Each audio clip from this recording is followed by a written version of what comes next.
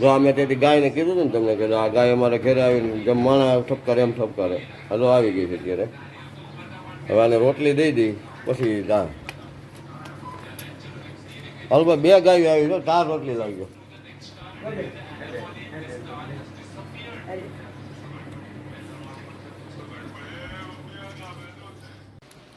ચાલો અત્યારે સવાર પડી ગયું છે. અહીંયા અમારા ઘરની પાછળ જ્યાં મંદિર છે ત્યાં સેવ ને ચોખા ને એવું નાખીએ. રોજ ચકલા આવે છે,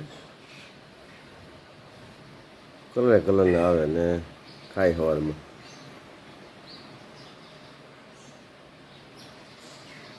ચાલો આજે અમારે દેવાના છે થેપલા ને શાક જમવા માટે. એટલે આ શાક કમ્પ્લીટ થાય છે. આ શાક લઈ જવાનું છે અને આ શાક અમારા ઘરનું છે. બંને શાક બને છે અને હું પોતે જ બનાવું છું.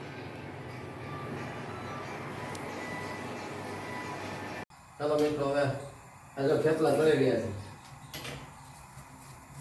જોઈ શકો છો. ગરમા ગરમ છે ભાઈ થેપલા ને શાક, ચણા બટેટા દૂધીનું શાક અને થેપલા ગરમા ગરમ. આવી ગયા છે થેપલા ને કમ્પ્લીટ શાક તૈયાર છે. હાલો ઘનશ્યામભાઈ વિશે થઈ ગયા હતા. હેલા કડાઈ સાય લેવા ગયા હતા. સાય લઈને હેલા ભાઈ છે આપણે મારે ઘોડાથી બગસડા થાય.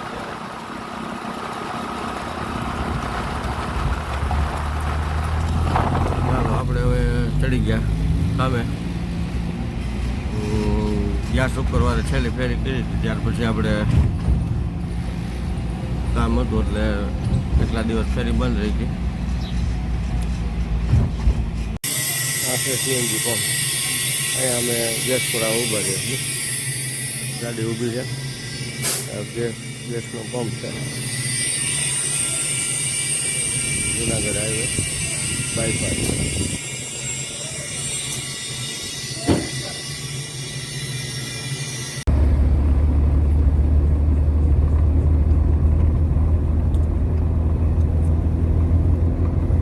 ચાલો મોટી ગુગાઓ.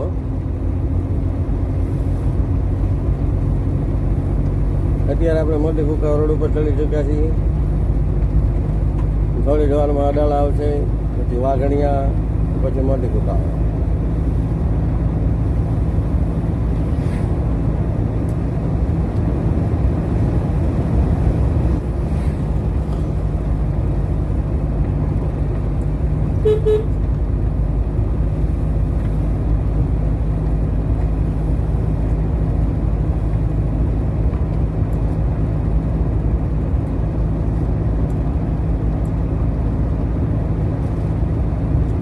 વાતાવરણ થોડોક તડકો છે, થોડોક છાંયો છે, મીડિયમ વાતાવરણ છે.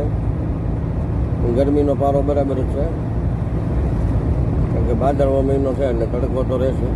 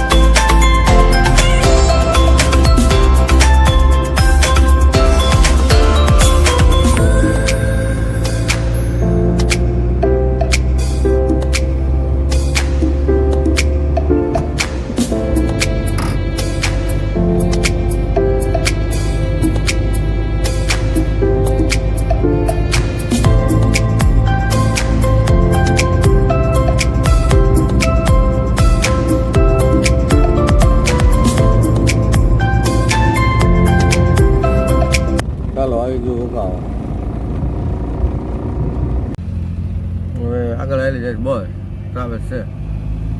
ટ્રાવેલ્સથી 50-60 ફૂટ ગાડી આપણે આગી રાખવાની, કાંઈ નક્કી ન હોય. જોઈએ છે મારે. આ છે નાની કુકાઓ. હાલો આપણે નાની કુકાઓ મોટી કુકાઓ બે જગ્યાએથી આપણે ફેરી થઈ ગઈ છે પૂરી. હવે આપણે જઈએ છીએ બગસરા તરફ.